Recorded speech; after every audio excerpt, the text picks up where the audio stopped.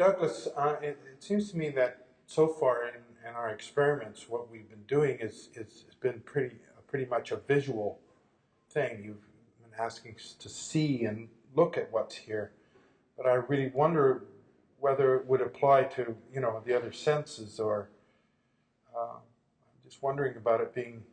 Is this exclusively visual, or?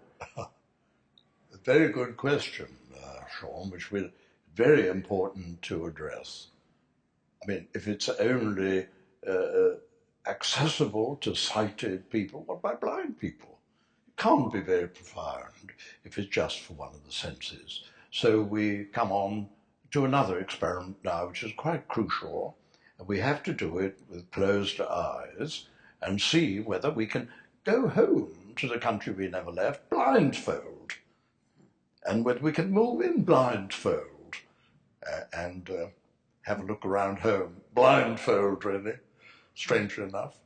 I mean, it's an interesting journey now, a blindfold journey, and let's see how it works. And we have to close our eyes and keep them firmly closed, and that applies to Maureen and Sean and the viewer and Douglas. All of us really must keep our eyes closed. And so the viewer, with apologies, is no longer the viewer. The viewer ceases to be the viewer and becomes the hearer of this, what's going on, just as we all do here. And it's essential in doing this experiment that we drop, as far as we're able, memory and imagination and go by present evidence. What's given in present evidence is the thing. So we're going to start all over again, have a look without vision and what it's like where we are. So could we please be our own authority, don't believe a thing that Douglas says, close our eyes and find out what is given, clearly given to us when we drop memory and imagination and have a look around. And the first question I should ask is this: on present evidence, where are your boundaries? Where do you stop?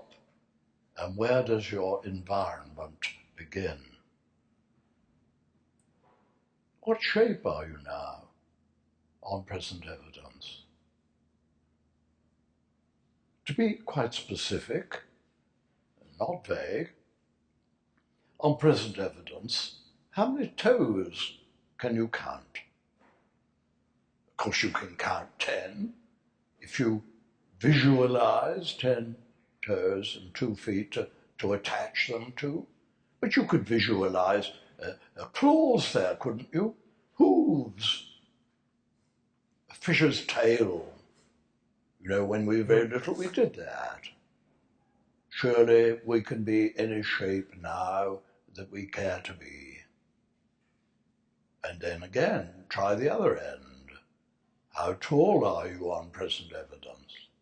Look, supposing I were marvellous Merlin Douglas Harding, who could just exercise the most tremendous magic on you and make you 100 feet tall, a mile tall, without your knowing. Well, you wouldn't know, would you?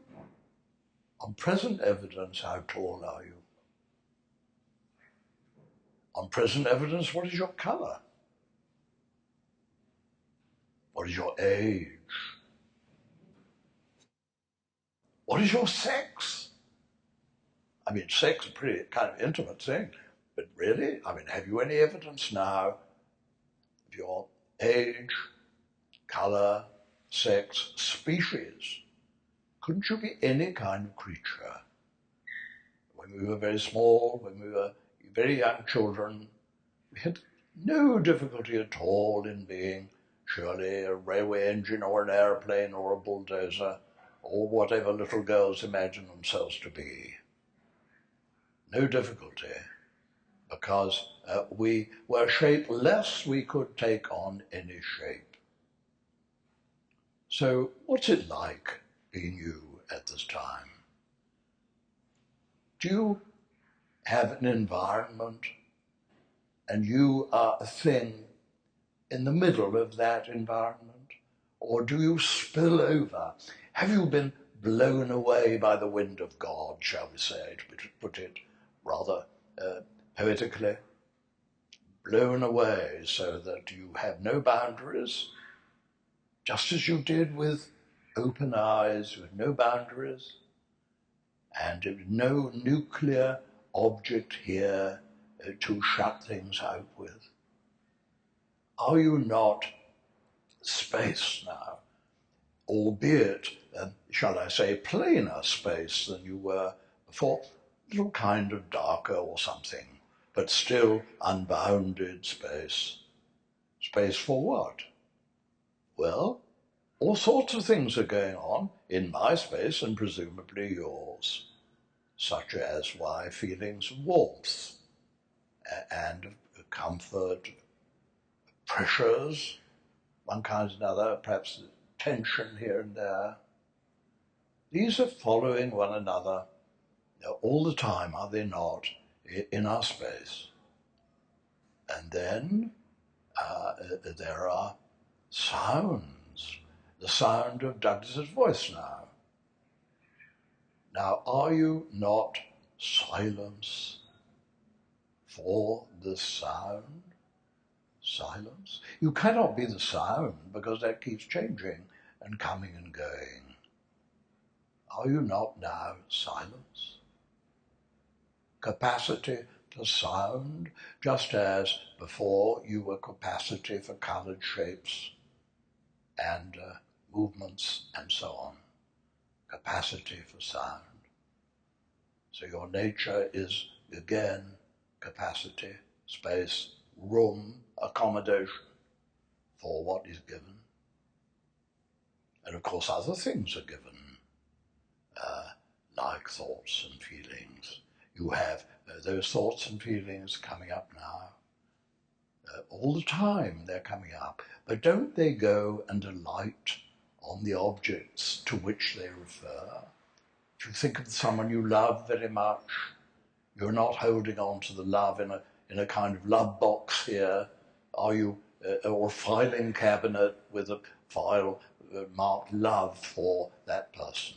Surely the love is on its way to and alighting upon now that loved object, the person you adore. So the question is, the thought is, that person is adorable and lovable, not I am all that stuff here. And feelings you have going out of here, but I don't think they stick around here, do they, making up something called a box of stuff called a mind. And then of course they're thoughts. And your thoughts are rising here all the time, but they're leaving here. So I would say that in my case, I don't know about your case, in my case, what I find here is extremely different from what I had thought. I find here room, accommodation for all sorts of things, but they keep coming and going, and they are not given at this time altogether, and many of them are not given at all. Now, it seems to me that in my life, in my history, I've been building up a picture of Douglas, building up this personality thing, like name, age, telephone number, qualifications, merits, demerits, 1,000 possessions of intellectual, moral, physical possessions and characteristics. Where have they gone now? Where are they? What can I find of everything that I had identified myself with? My humanness, my shape, my maleness, my nationality. Where's it all gone? You know, I'm having difficulty in finding myself now. What's happened to all the stuff that I had identified with? My mind, my body, my thoughts, feelings, acquisitions, merits, and so forth. What's happened on present evidence to all of that? I'm asking these questions of myself in order that you might ask them of yourself. Who are you now in your own experience on present evidence, dropping all that memory stuff? Can you now say to yourself, honestly, I am this, or I'm that, or I am the other? It's difficult, isn't it? What would you say you have now given to you as to your particular nature? What can you say about yourself now, truthfully, on present evidence? In other words, what's left of you? Do you feel destroyed by this operation? Do you feel angry with Douglas for stripping away these identifications? Or do you have the feel of having come home to the same place that we came home to with open eyes? Have we not come home blindfold to the same home, where we have dropped all those acquisitions, all those identifications, which are perishing? They are perishing, all of them. Everything that we have there is perishable, but what we have here in the country we're coming from, we're at now, surely this is the boundless country, the country of everlasting clearness, where there is nothing to perish. All right? What then is the name of the one who has come home? The one who cannot say, on present evidence, I'm this, or I'm that, or I am the other. What is the name of that one? Well, I think I can say, and I think you might be able to say, just one thing: that you are not abolished, not obliterated, and your name, therefore, is not I'm this or I'm that, but is I am. Now, whose name is that? I am. You know, that is the name of the one that all the great religious traditions at the heart of the heart of the heart of every one of them, they say, this is your true nature, your true name is I am, and that God or Atman Brahman or Buddha nature, Allah, is nearer to you than all else, and your name when you come home is I am. Do you feel comfortable here? Do you feel comfortable with this name?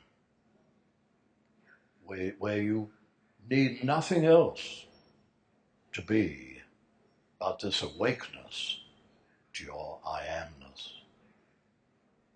You're the authority. I've been putting these suggestions to you for you to check up on. Douglas's vision of this or appreciation of this is absolutely no use to anybody but Douglas here. Over to you. You are the sole and final authority on who you are for yourself, at home, at this moment. What is your name? And I suggest that the longer name that you have in that other world is a name which is going to disappear from the face of the earth without trace. But your real name, surely, I am, is forever and ever and ever. You are the authority. I'm asking the questions. You give the answers. And do you feel comfortable at home now? now, Sean and Maureen, we shall open our eyes. And let's open our eyes now. And do you know, when you redecorate your home, do you change your name? No. You're redecorating your home. You're the now same. flooding your home with colour and shape, aren't you? Do you change your name when you change the wallpaper? Is it your name still? I am. I am. Yes. Does this answer your question, perhaps? Yes. In fact, I should say there's certain advantages the blind man might have. Yes. Yes. This is a way home, isn't it? A good way home, blindfold. Yes. Maureen, is that true? What is? You see, we all say, I am Douglas, I am Sean, I am Maureen. Well, it seems to me that the third one, I am, the Douglas is a temporary nickname, and Sean is a nickname for the moment. Right. Your nickname, your real name is I am. Right. I am what's happening. But what's happening is changing all the That's right.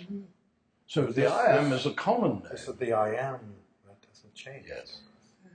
Yes. That doesn't change.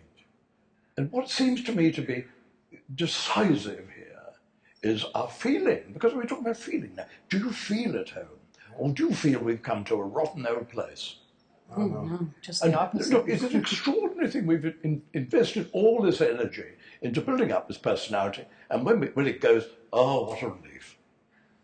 For me, anyway. So what a easily. relief. I mean, it was no struggle. No struggle.